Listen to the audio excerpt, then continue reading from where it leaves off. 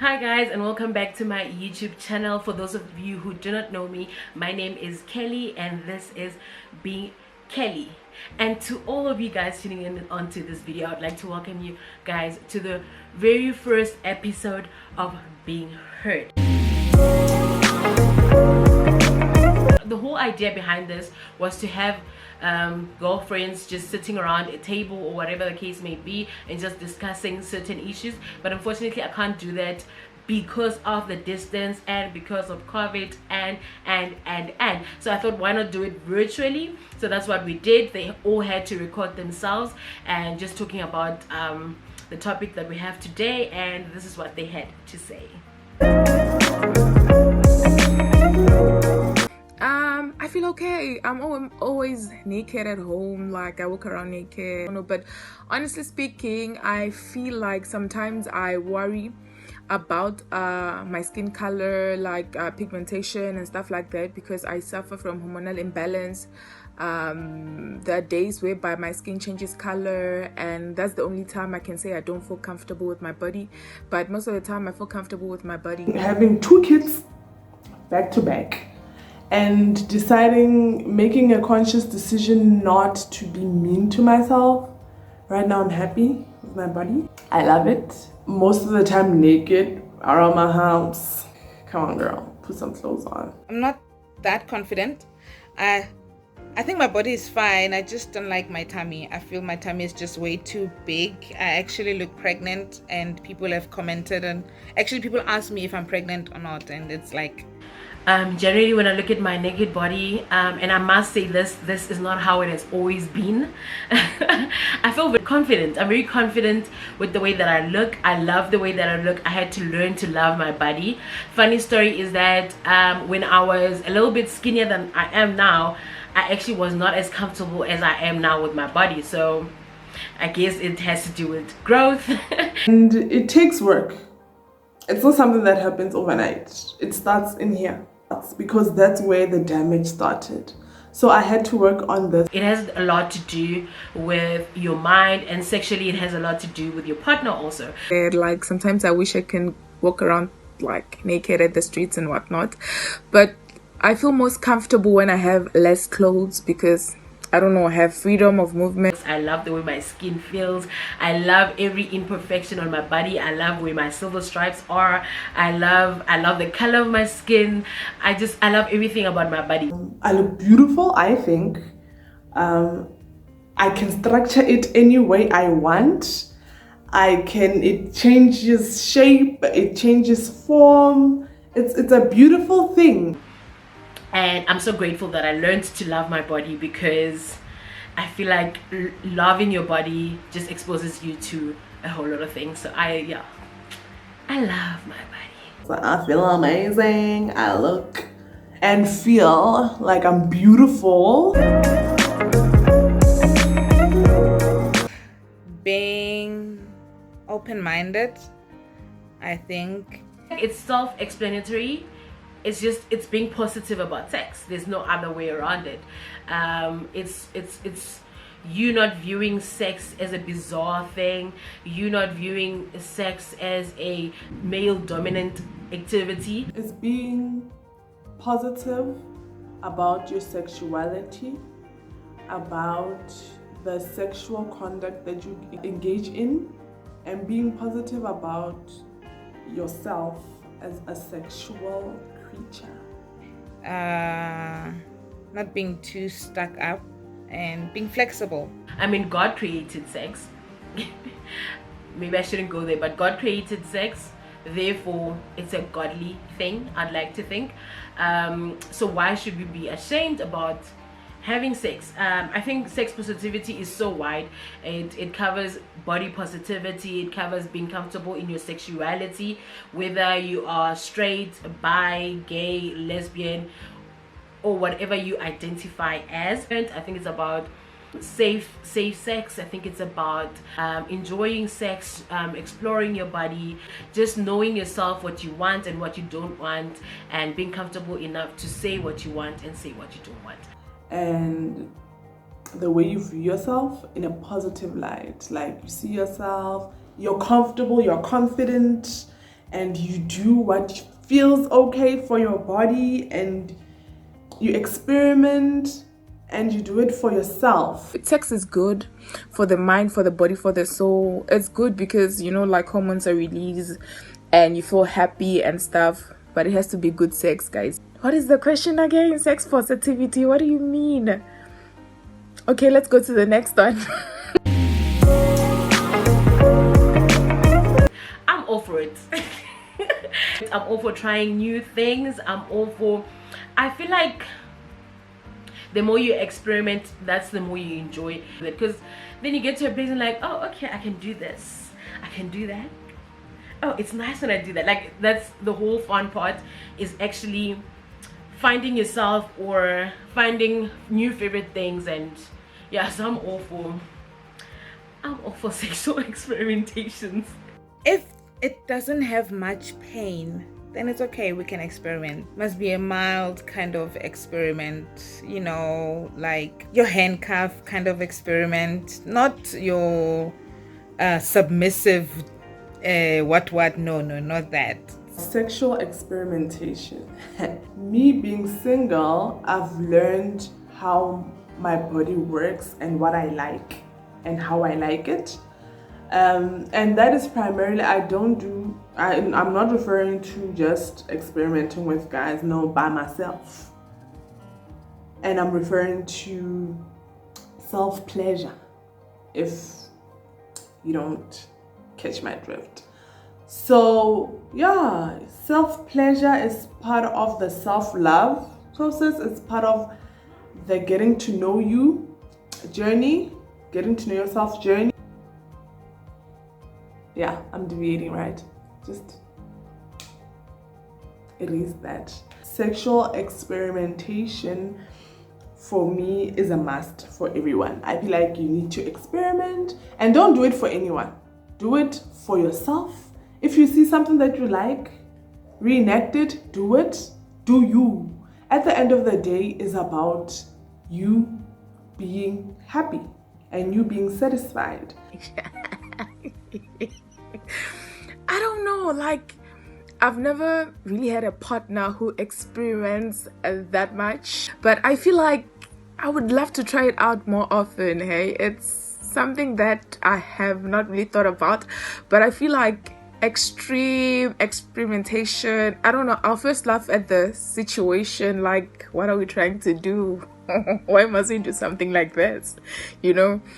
But I'm open to ideas, like I'm open to new things. I definitely feel like we all need to experiment sexually, experiment with our bodies, experiment with our partners, safely, of course.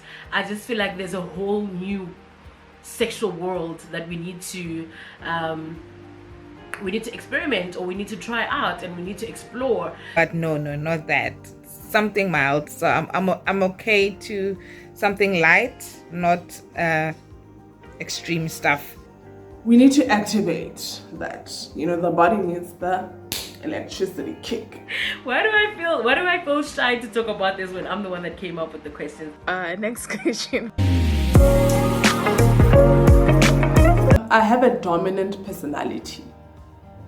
I think we see that. And I'm dominant in many aspects of my life. However, sex has not been one of the aspects. And looking at my sexual history, I am not experienced as far as sex with the next person is concerned. I would just not engage or follow the guy's lead and the lights off. I am not a dominant person. I've never been a dominant person. Like, I envy people who are dominant guys. Like, I feel like I can get my sexual fears in there. I don't know. Like, I am not a dominant person. Like, I am not there to even take the lead. Like, I am not dominant sexually. Sure, I'm a very shy person. First of all, it takes a long time for me to be dominant sexually. It's more of a mental thing for me than it is a physical thing. Like, I have to be so comfortable with you that it comes naturally in a way. Not to say that I'm not comfortable. I mean, obviously, if you're gonna have sex with someone, you must be there must be some degree of comfortability. But I just feel like, for me personally, when I'm comfortable, I'm therefore able to take the lead. I have my moments where I am dominant, and if I'm like that with someone sexually, it means I'm so comfortable with them that I'm able to be myself around them, basically. Now I am dominant in that aspect of my life, and I feel like every woman should be. I feel like women are dominant by nature, and to think that sexually then they become this little fragile thing, it's because they are taught to, or they are taught not to want or express that they want to do risque or do, like, they are taught that. Like, there are people who are like, oh, I don't have a strong character. Like, I have friends with different personalities, and I can tell you that they are all dominant. There's men who actually like women that are sexually dominant, and I don't think it's such a bad thing. I'm all for women being confident and initiating sex. It's just that it's very hard, because when it comes to how society views women who are sexually dominant, you are viewed as someone who's out there or sleeps around a lot. And by society, unfortunately, I mean most of the men that women sleep with would think like that. So it crushes your confidence, and it eliminates that comfortability, or you become uncomfortable and you then aren't able to like be dominant or take the lead. It's like, I feel like society sees people who are dominant as you know, yeah, favors, you know. But yeah, I think, like, guys, I envy you if you're dominant. Like, how do you do it? Like, my mindset is not there. I don't know, but I feel like maybe it's the way I was raised, or the society. Like, as a woman, you have to follow the lead, but not always. But I feel like, and it's strange because my personality is out there, but when it comes to being dominant in a sexual like situation, I am not dominant. Like, I don't know, but I do envy people who are dominant. Yeah. Society views women that are sexually dominant as too forward, or in my language I would say sfebe or something. I don't know if I should be saying that, but yeah, they view you as being loose, or wapapa or something like that. But I don't think that's how it is. I mean, women should be equal to men when it comes to stuff like that. The one thing that I like about social media is that you have your Cardi B's, you have your Amber Rose, you have your Black China, and I admire their courage. They are dominant, and look at how it's working out for them. I mean, I don't care how you look at Amber Rose, I don't care how you look at Kim Kardashian, but they took charge of their sexuality. But I feel like society is changing. The millennials are giving us, like, you know, the millennials are not here to play, you know. We, the 90s kids, were like, subtle. The millennials are like, naked, we are here. They speak their mind, you know. So I think they're also changing how society views women and dominance. These days I feel like women are more liberated sexually. They feel free to explore, they feel free to lead, which is such a beautiful thing, because sex is beautiful and it's meant to be enjoyed. So yeah, I think women need to be dominant, be comfortable enough to be dominant in your sexual relationship without caring what the society or men think about you when you do that. Let's not care what society thinks at the end of the day. It's about you and how you feel, and you know, your happiness matters. Like, if sex gives you life, gives you joy, then so be it. Consent, permission. I don't know if I should say something else. It's a verbal yes, agreeing to engage in an act with another person. realizing when someone is not interested, when someone does not want to do what you would like to do with them. Okay, basically for me, what comes to mind is asking permission or to do something, you know, like asking whoever is involved in the situation for whatever that has to be done. To do prinyakos every time, consent to do prinyakos, I feel like I won't be comfortable with that. Imagine every 2 minutes or every day is like, can we do prinyakos? Imagine, just imagine, like every time you have to do prinyakos that day, you have to ask, can we do it? Can we? Why can't it just be like that feeling that we just start by doing whatever and then comes along? But I feel like consent is a really good thing to do when it comes to a lot of situations, which, I don't know, ask for consent, guys, before you start doing something that will make that next person uncomfortable. I know it takes away the spontaneousness of sexual relations, but at this day and age, consent is something that we need to take so seriously. We need to realize that someone saying no means no, or someone showing you that they're not interested simply means that. I think a lot of women come across this. When you don't want to engage in any physical contact and the next party is trying to convince you and you're saying no, I don't want that, and they keep on pushing and you eventually agree. For me, that is not consent, because you said no and this person tried to convince you, and it's not consent.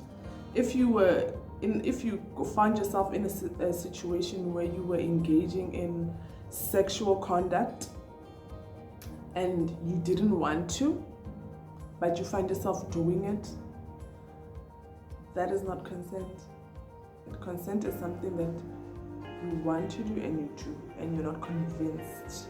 Like you're in a relationship with that person, in a sexual relationship with that person, but because you couldn't see, or you could not, or you ignored the fact that they were not interested at that point, they didn't want to have sexual relations with you, and then you push further, and then now you've assaulted them. So what comes to mind, unfortunately, when I hear the word consent is just all these incidents that keep on happening, especially in South Africa. And yeah, that's what comes to mind when I hear the word consent. So guys, that wraps up the very first episode of Being Heard, and I hope everything that we discussed, or everything that the ladies discussed, was heard. Please remember to comment down below and let us know what you think of the topics that we discussed, how you feel about certain things, and what you think in the future we should be discussing. If you like this segment, if you don't, personally I love it. I'm all for girl talk. I'm all for ladies advising each other, you know, and just sharing our knowledge. One day I hope that we're going to do like a sit down with all the ladies all together instead of doing it in a virtual way. But I hope you guys did enjoy this video. Please remember to like, comment, and subscribe, and I'll see you guys on the next episode of Being Heard. Bye.